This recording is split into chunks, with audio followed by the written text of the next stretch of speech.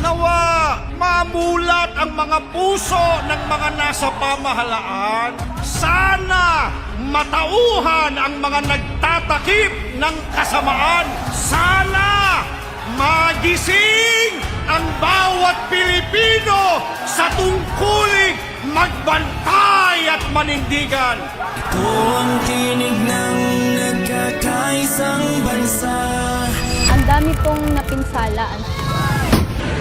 Ang daming mga nasawi. It's okay if we lost everything, anak. Pera naman po talaga ng taong bayan yun. Kaya ibalik po nila. Kinakalampag po natin ngayon ang nasa pamahalaan.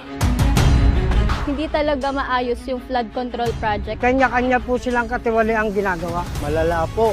Grabe, mga korap. Dapat sila managot, makulong. Maparusahan at maibalik ang dapat maibalik. Bigat po kasi late na akin, nanakawan pa tayo. Ang bansa'y nahaharap sa malaking problema. Di lang sobrang kahirapan kundi yung sistema. Kanya-kanyang girian, kanya-kanyang sisihan. Na ang pinakaugat ay ang katiwalian.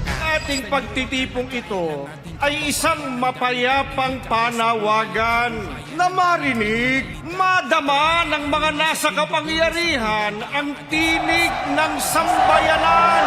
Kayo ang nilagay ng taong bayan para kayo po magsilbi nilang kamay. Subalit at bakit nagtatanong kapansin-pansin ay sa halip na ginhaway hirap sakit ang binibigyan.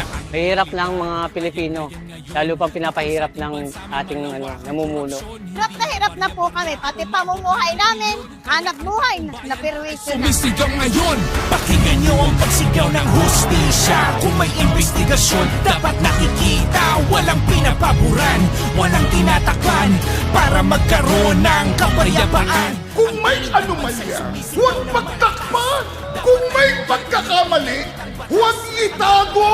Patupad ang batas upang makabangon ng Pilipinas. Dapat iparinig natin, sabihin natin, makonsyensya kayo!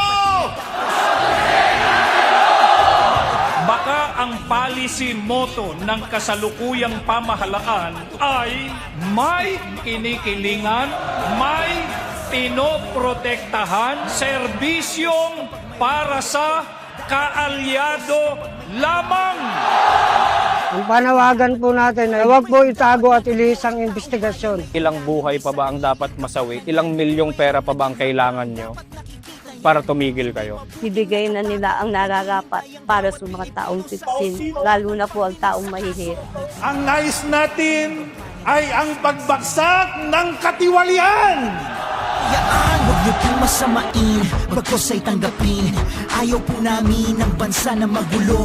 Ang nais po namin ang trabaho niyo'y gawin para sa mamamayang Pilipino. Huwag tayong matakot sa katotohanan sapagkat ito po ang magpapalaya sa atin mula sa talikala ng kasinungalingan at korupsyon. Ito ang tinig ng nagkakaisang bansa. Tukuyin ang mga mastermind ng katiwalian. Hilangtan! Hilangtan! Panagutin po natin ang dapat managot. Isoli ninyo ang perang ninakaw sa bayan. Pilipino.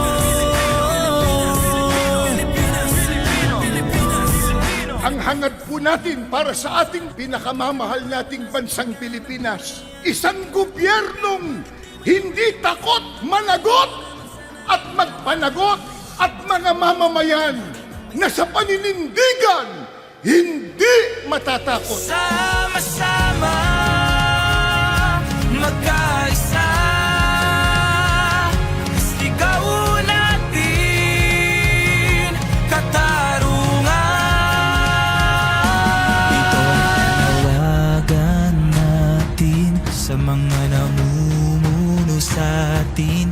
Ilantad ang katotohanan, hustisya ay huwag baliin. Walang dapat na itago, tapusin ng panloloko. Tunay na pagbabago ang sigaw ng Pilipino. Kapag walang pananagutan, wala pong progreso. At kapag walang progreso, ang magdurusa, hindi po ang pamahalaan, kundi ang mga kaawa-awang ordinaryong mamamayan katulad po natin. Mabuhay ang Pilipinas! Mabuhay ang Pilipinas!